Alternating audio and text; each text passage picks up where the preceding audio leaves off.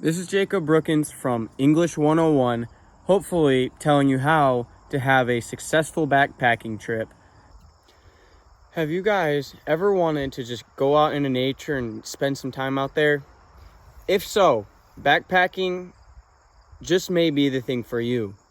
You get to go out in the woods or wherever and spend days there on end, walking. I started backpacking actually not that long ago, probably like a year ago actually, somewhere in there. But before that, like 2 years ago, my friend took us rock climbing and it started like a little group, which was fun, and more people started coming. We called it the Adventure Club. And then after a while, my friend Raj, he invited me to a week in the UP of backpacking. Just a full week. We were doing like 10 to 15 miles a day, which was actually, it doesn't sound like that much. It was a lot, especially with like 30-pound bags on, but it hurt, but it was also really fun because not a lot of people do that, and you got to see nature and stuff. So it's an experience.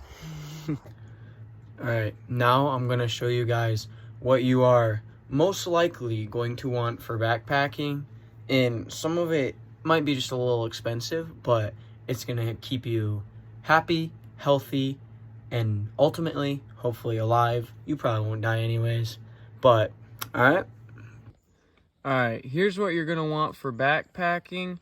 You're gonna want, a small 1 or 2 person tent. If you got more people, then you're gonna want more tents. That's just how it is. A sleeping bag, you don't want one that's too big, because it'll take up too much pack space. And the prices, it depends on the quality you get, and that's for most of the stuff here. And then a sleeping pad, that's on the next page. So you don't have to like lay on the ground, something somewhat soft, which is that's a sleeping pad. It like folds up. You can put that on beside your pack. A hiking backpack, they got bigger, smaller ones depending on how big you are. And it's got like the waistline, it's got the straps, it's got your storage. It's got this plate in the back that helps with your back form, how your back forms, so it's more comfortable. You got your food bag. That's where you put your food, so it's not everywhere. And then you got your food for your food bags. You want the food bag because you don't want to just have it in boxes, because that takes up more room. You want a food bag, and then your food, it's like, it doesn't have many boxes. It's like in little bags, Ziploc bags, other stuff like that. You got your tabletop gas burner to cook your food, and it's got like little claws on them to actually hold the pot, so it doesn't just sit there. You might have to buy that separate. And then you got your pot to cook your food, and then you got the grabbers. You use it and it like grabs the bowl, so you don't have to pick the hot bowl up with your bare hands. You got the metal bowl, so you can eat your food in it. You got the spoon to go with your bowl, so you actually scoop it. And then you got a cup for coffee, if you need to make some coffee or anything, or any other use you need. A metal water bottle, and then a little water filter to filter the water, because the water is often not clean, and that'll make it drinkable. You're going to want that. And then for your clothes, you're going to want polyester clothes. You don't want cotton, because it'll hold in the sweat when you're walking. I mean, if you don't sweat, so be it, but polyester is definitely better, and it's not that uncommon. You're going to want toiletries. If you don't want that stuff, then so be it, but it's just basic hygiene, I guess. So it's up to you.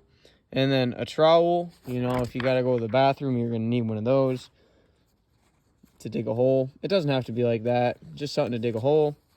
A knife, in case you need to cut anything, first aid kit in case anyone gets hurt. communications device, so you're not just like stranded out there with nothing. So you have like something, and then you want a map of where you're going, digital or on paper, like where you're gonna be. And then windbreaker and raincoat. Be prepared for unexpected weather. A lot of unexpected weather happens there. And then your hiking shoes. You don't need hiking shoes, but like thicker sole shoes, it'll help with your feet. Like the uneven ground, it's gonna really wear out your feet, and the thicker soles will help just compensate for that, I guess. And then a flashlight. Flashlights are always handy, so you can actually see in the dark, and that's what you're gonna need. All right, now I'm gonna show you guys the steps on successful backpacking, so stick with me. All right, here's the steps that I've made. So on to number 1, figure out where you're going. All right, the American Trail Business Directory is a great website. You just type that in, you go and they have trails for all the states in the United States. After that, you know where you want to go. You pick some days of the week, what time are you going to go, take work off. You get a map, plan your route. All right, and then for number 2, you go straight to packing your stuff in your car. You pack it up. It doesn't all need to be organized. You're just getting it there. Number 3, you're getting food, and you want stuff in high protein. You don't want just candy and sugar. You want protein and other carbs and stuff. Tuna is really good. I like to make peanut butter and jelly. I have M&Ms as a snack. The peanut M&Ms, because they got peanuts in them, and it's sweet. And then you can have oatmeal for breakfast. Pop-Tarts aren't that good, but I take Pop-Tarts because they taste good.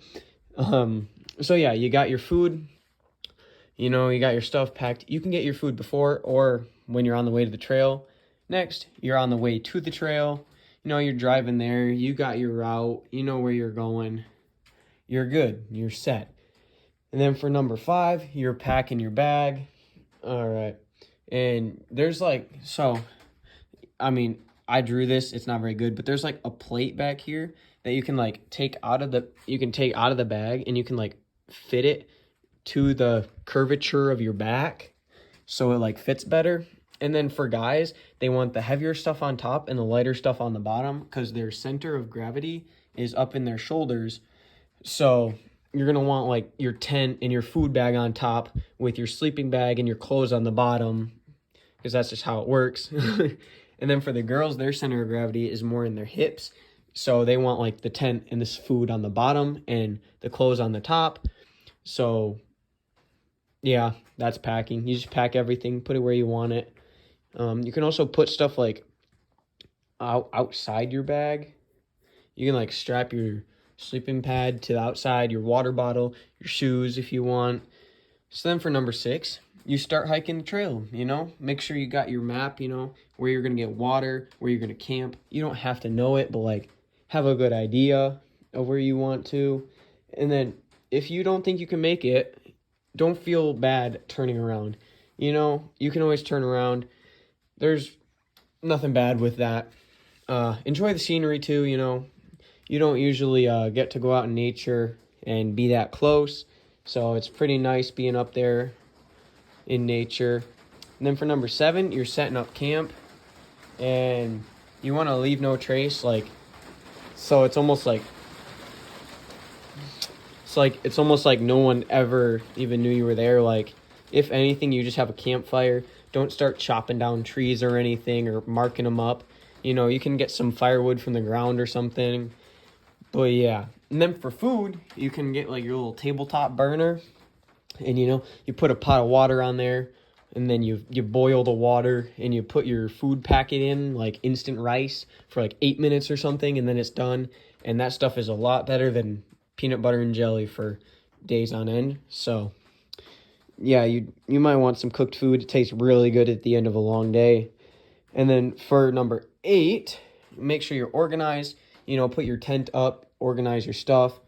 Your sleeping pad goes, your tent actually, and then your sleeping pad, and then your sleeping bag. That just makes sense.